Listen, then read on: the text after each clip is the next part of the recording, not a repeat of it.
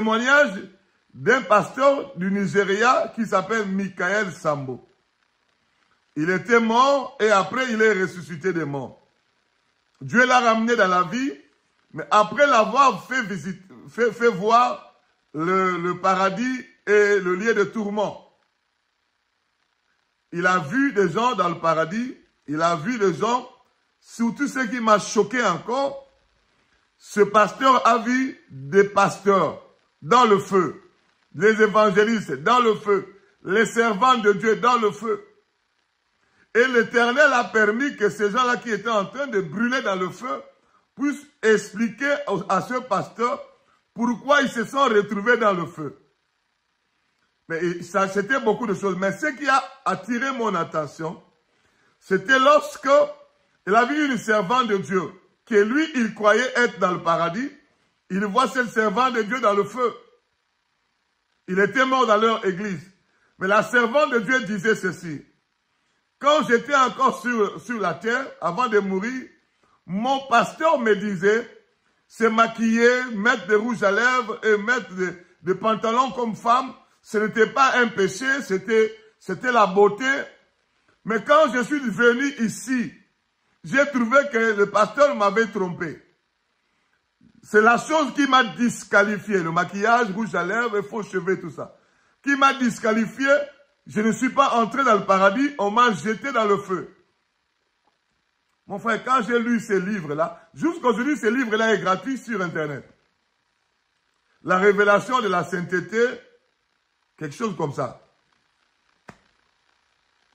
Je lis ce livre sur Internet, je me suis dit, ah bon, moi j'achète toutes ces choses pour ma femme.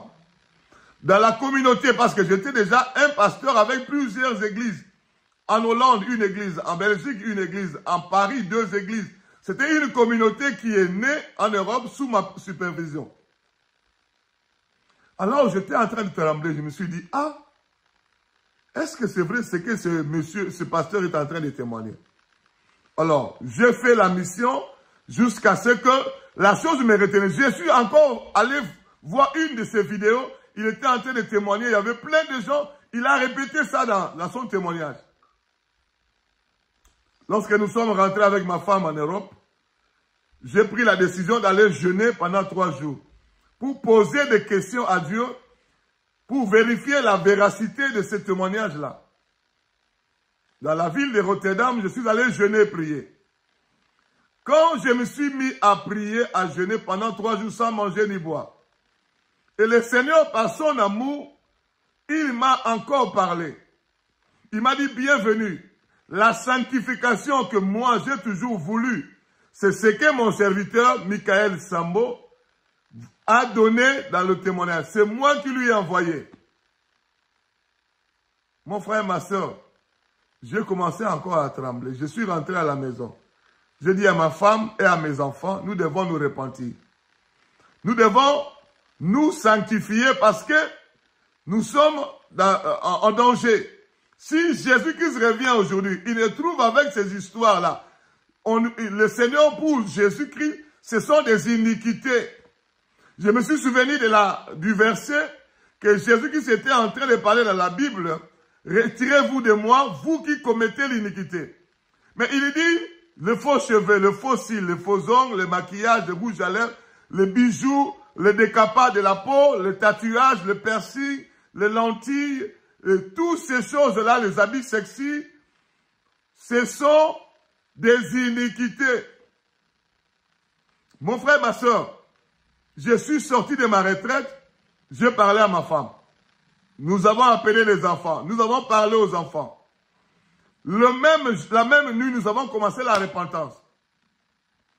Nous avons pris tout ce que je vous ai dit là, les maquillages, les faux cheveux, les faux cils, les faux ongles, les vernis à ongles, les habits sexy, les pantalons, parce que dans ma maison, j'ai 5 filles, ma femme et les 4 filles.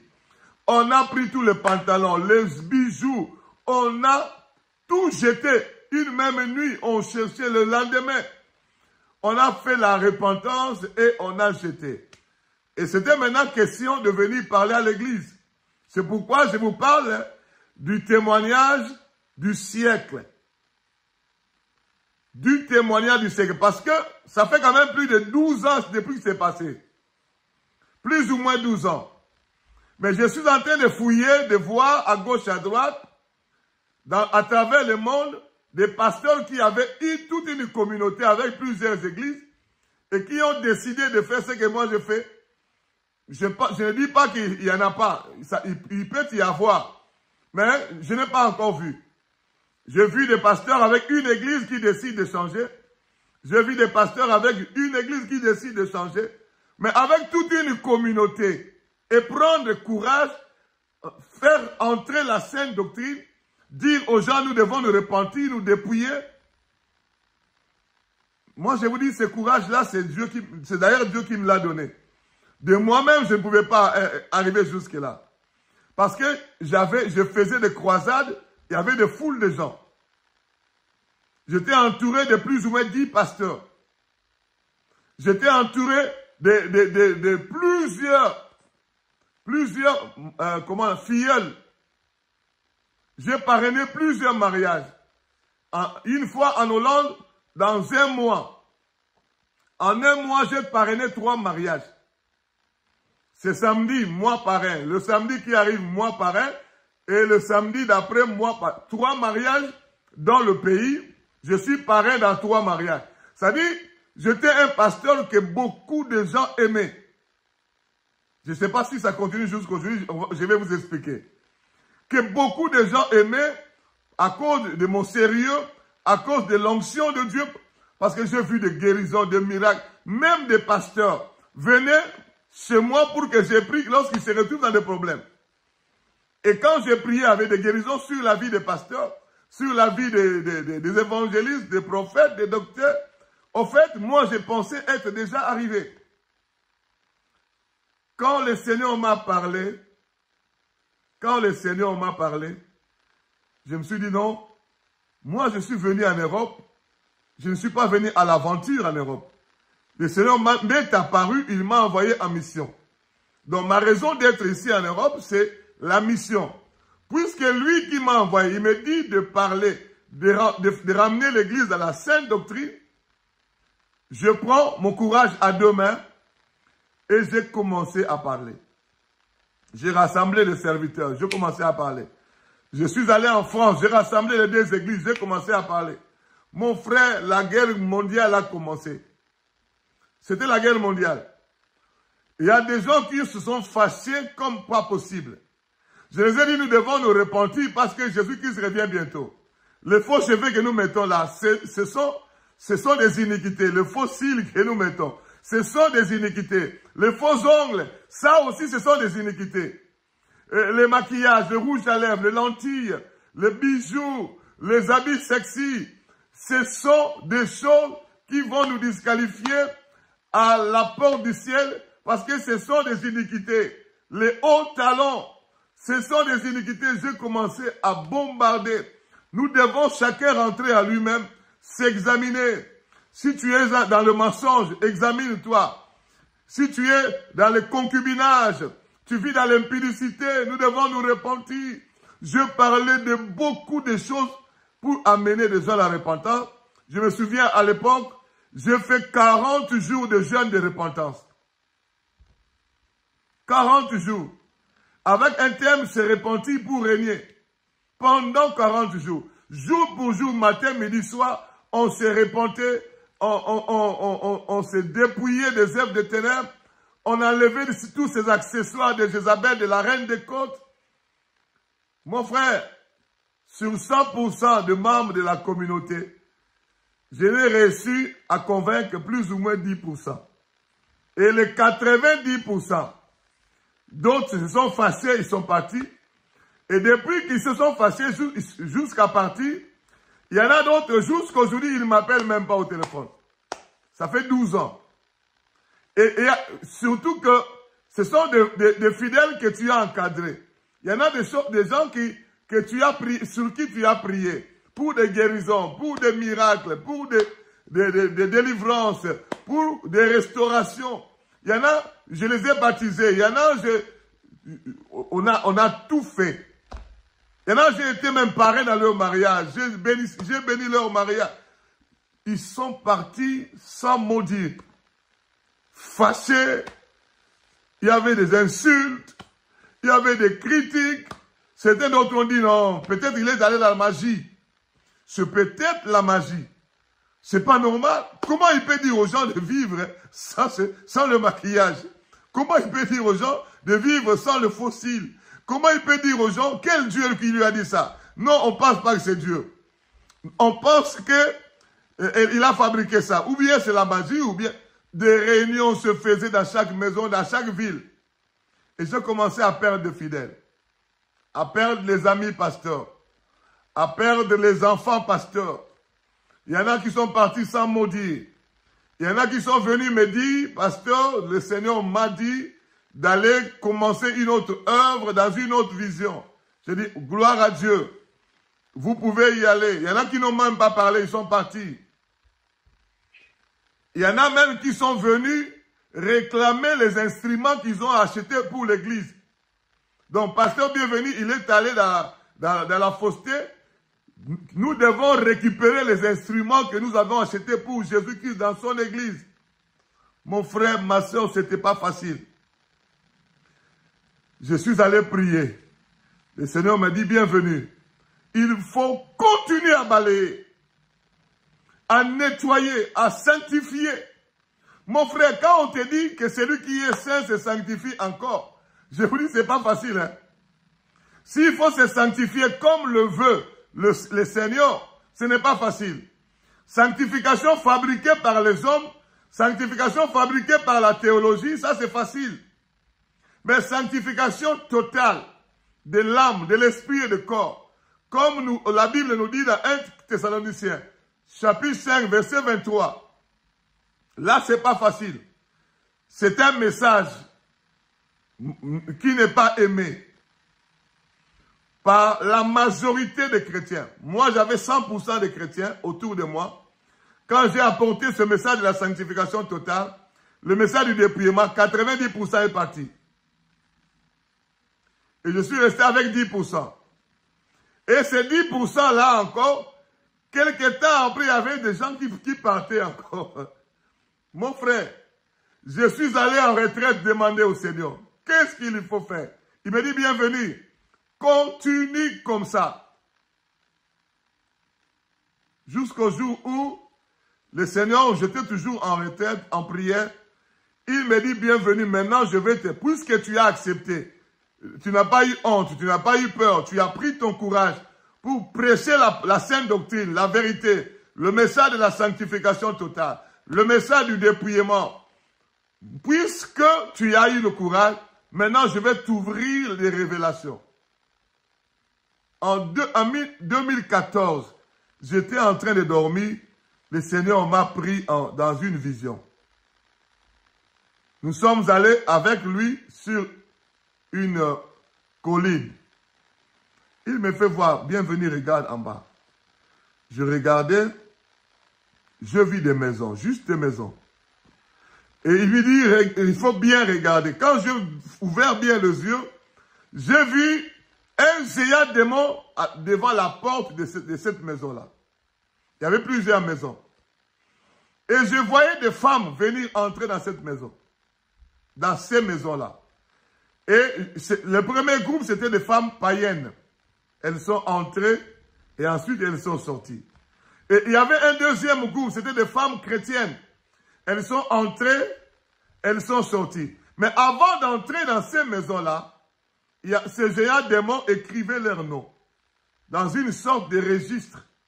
Il a enregistré leur nom.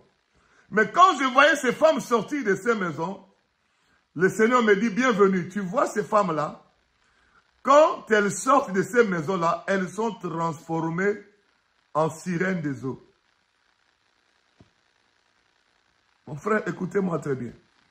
Ce témoignage, j'ai écrit ça dans le livre-là. Dans ce livre-là. Si tu as besoin de ça, je t'envoie en format PDF, en audio, en vidéo, en papier. C'est possible aussi. C'est gratuit. Le Seigneur m'a dit d'écrire et de donner gratuitement. Mon frère, il me dit, quand les femmes entrent dans ces maisons-là, elles sont transformées en sirènes des eaux. Mais moi maintenant, j'observais les femmes là, qui sortaient de ces maisons-là. Je vis trois choses changer en elles. Le regard de ces femmes était changé en regard de séduction. Deuxième chose, la démarche. La démarche était changée en démarche de séduction. Et la troisième chose, c'était l'habillement de ces femmes en sortant de ces maisons-là, était transformé en habillement sexy. Et aussi, je voyais ces femmes, après avoir sorti de ces maisons-là, on les affectait chez une femme, une autre femme. Dans la vision, on l'appelait une sirène mère supérieure. On les affectait vers cette sirène mère supérieure pour recevoir l'initiation. C'est comme une nouvelle vie qui doit commencer. Ils doivent recevoir l'initiation chez cette sirène mère supérieure. Et je voyais comment ils étaient attachés. Et je voyais encore autre chose. Elle regardait le soleil. Et le Seigneur me disait, quand elle regarde le soleil, ces femmes-là, et ça augmente le pouvoir de la séduction en elles. Après, il m'a dit, bienvenue, va. Parmi les femmes qui sont chrétiennes, j'ai reconnu une femme que j'ai connue sur la terre. J'ai reconnu une femme qui avait ses filles aussi. Elle était dans ces maisons-là avec ses filles. Le Seigneur me dit, va informer ces femmes. Ça, c'est un. De deux, va les aider à sortir de ces choses par la délivrance. Et c'était la fin de la vision. Là, je suis encore sorti de ma vision. J'ai annoncé à tout le monde. Voilà la vision que le Seigneur m'a fait voir. Les femmes païennes ou chrétiennes et chrétiennes entrent dans des maisons, quand elles sortent, elles sont transformées en sirènes des eaux. Mais quand j'ai regardé ces femmes-là, elles n'avaient pas la morphologie des côté inférieur poisson. Non, elles avaient la même morphologie, mais j'ai compris que l'esprit de sirène était entré en elles.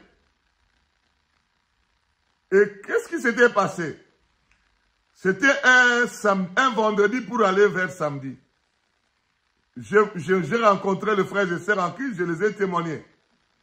Et le dimanche qui a suivi, j'avais un programme de délivrance. En Hollande, dans la ville de Rotterdam. Je suis allé prier pour une sœur qui avait besoin de la délivrance. Quand j'ai prié, il y avait des maris de nuit, des femmes de nuit, il y avait des sorciers qui sont sortis.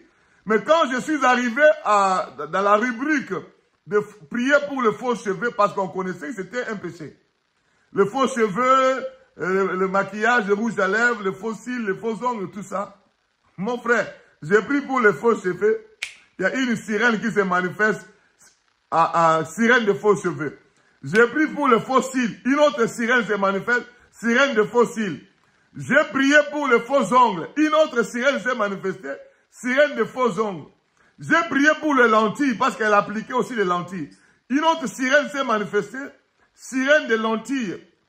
Quand j'ai prié pour le vernis à l'ongle, une autre sirène s'est manifestée, sirène de vernis à l'ongle.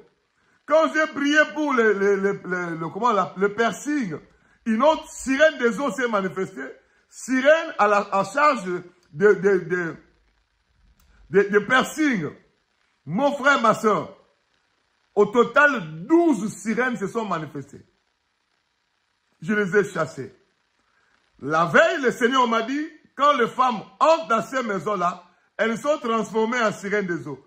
Mais moi, j'avais compris qu'elles reçoivent plutôt l'esprit des sirènes des eaux et elles commencent maintenant à vivre comme sirènes des eaux.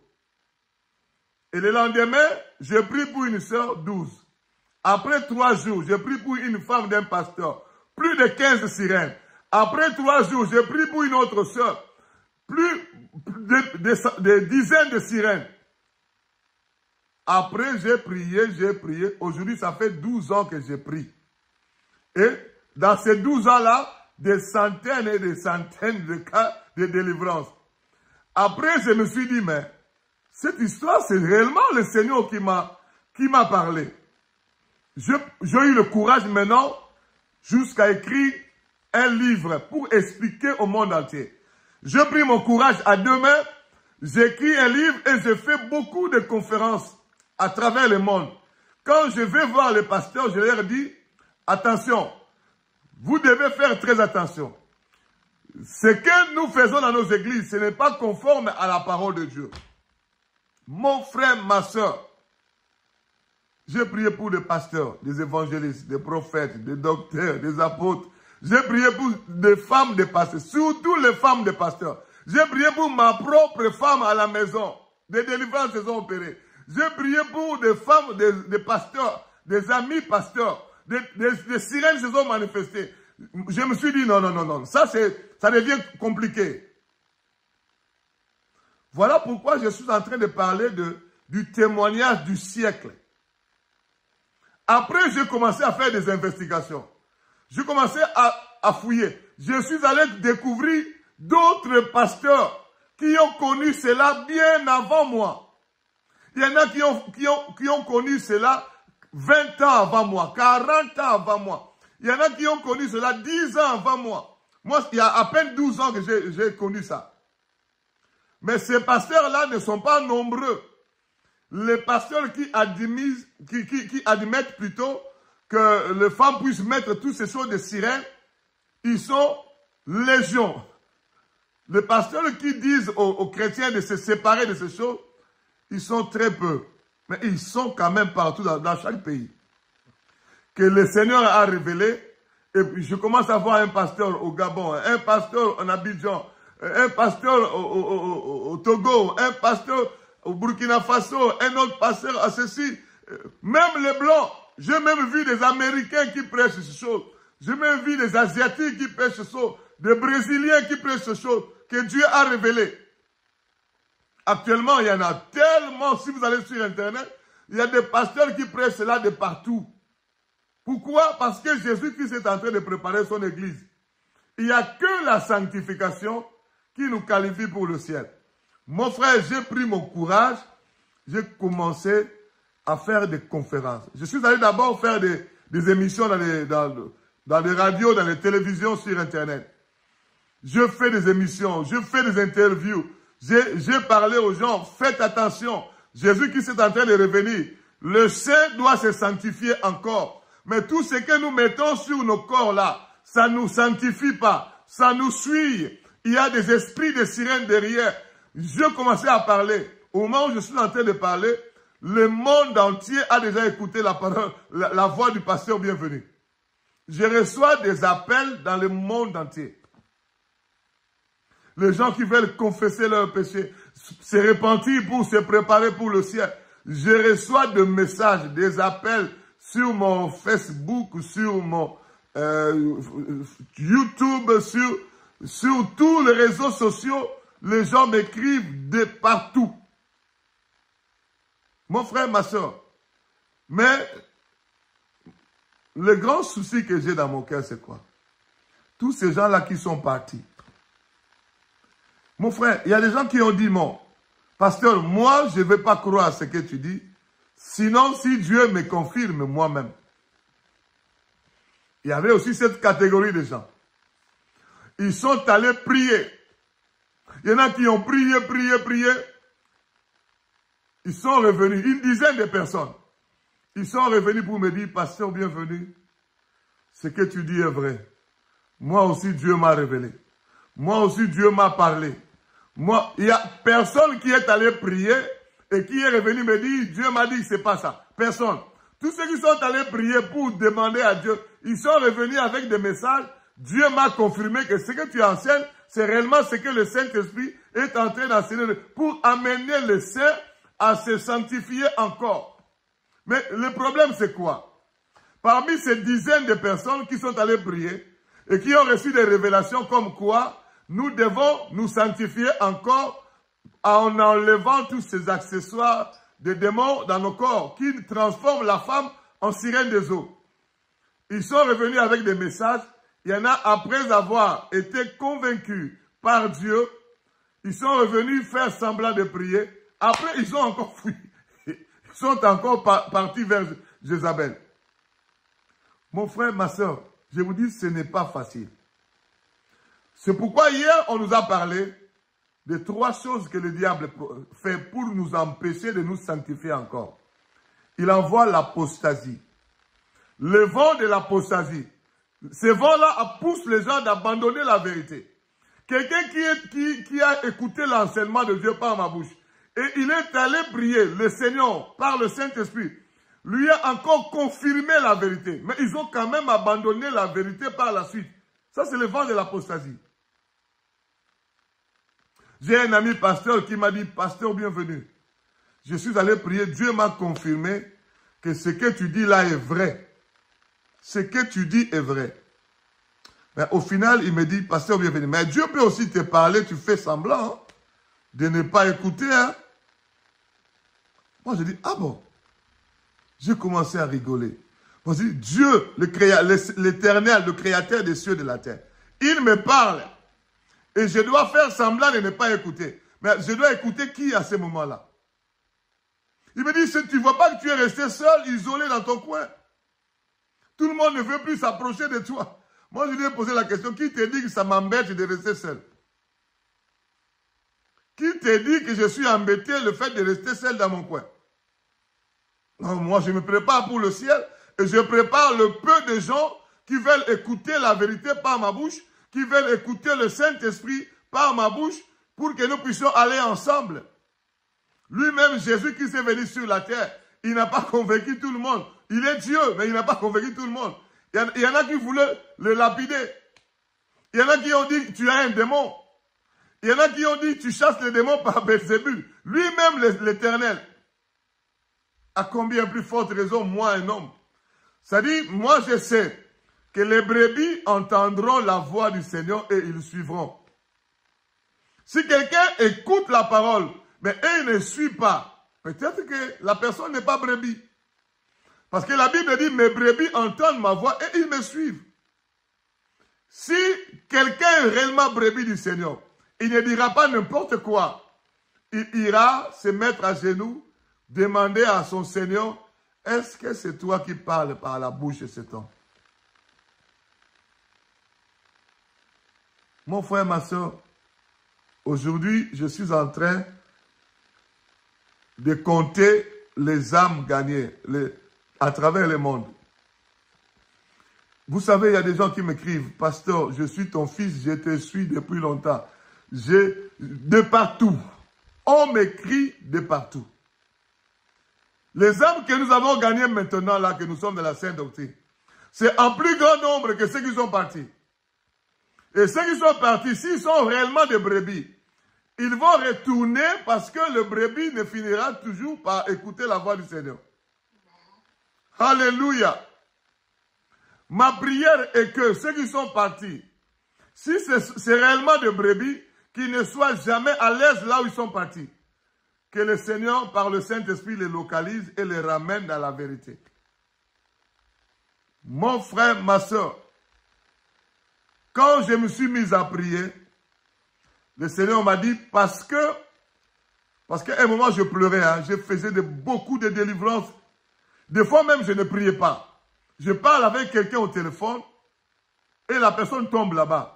Ça m'est arrivé dans quel pays là? En Angleterre, une fois, ça m'est arrivé. En Grèce, une fois. En Irlande aussi. Je parle avec quelqu'un au téléphone, la personne est tombée. Bienvenue, tu ne vas pas nous laisser tranquille. Moi, c'est la sirène. Moi, à un moment, je regarde ma femme comme ça, je dis, mais c'est quoi? En fait, Dieu voulait vraiment me convaincre que ce que je suis en train de vivre là, c'est lui qui m'a mené sur ce chemin-là pour ramener les femmes dans la voie du Seigneur. Non seulement les femmes, les hommes aussi utilisent ces accessoires, des bijoux, des teintures sur les cheveux, le défrisage de cheveux, le décapage de la peau. Tout cela, ce sont des accessoires de Jézabel. il y a des esprits de sirènes qui sont attachés aux faux cheveux, aux teintures sur cheveux, comment on appelle, au défrisage, aux lentilles, comment on appelle, au rasage des sourcils, aux bijoux, au piercing, rouge à lèvres, maquillage. Toutes ces choses appartiennent à la sirène des eaux, Jézabel, la reine des côtes et la reine des côtes.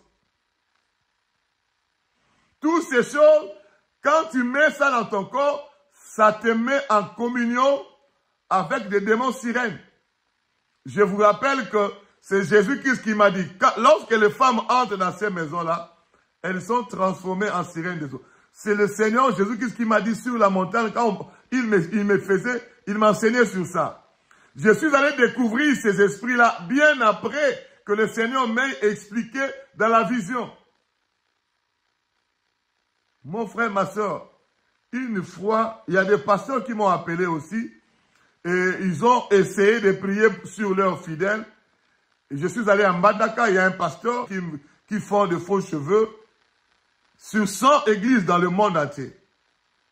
Il y a plus de 90% d'églises se maquillent, mettent des choses de sirène. Ça veut dire quoi? Dans tous ces 90% d'églises, ils sont en train de bériser des sirènes. C'est comme, moi j'appelle ça, c'est comme une pisciculture. Vous connaissez pisciculture? Là où on élève des poissons. Des sirènes ont la partie, la queue de poisson. Alors, quand vous avez des femmes qui se maquillent, si ces femmes-là sont 50 dans l'église, vous êtes en train de berger des sirènes. C'est comme une sorte de pisciculture où des sirènes sont en train de danser dans cette église-là. Et c'est pourquoi vous voyez l'impudicité est devenue terrible dans les églises. L'impudicité dans les églises, n'en parlons pas. Les chantres entre eux, les protocoles entre eux, dans presque beaucoup d'églises. Pourquoi? Parce que quand les esprits de sirènes sont là, elles travaillent dans la séduction, elles travaillent dans l'impudicité, elles travaillent dans toutes ces choses-là.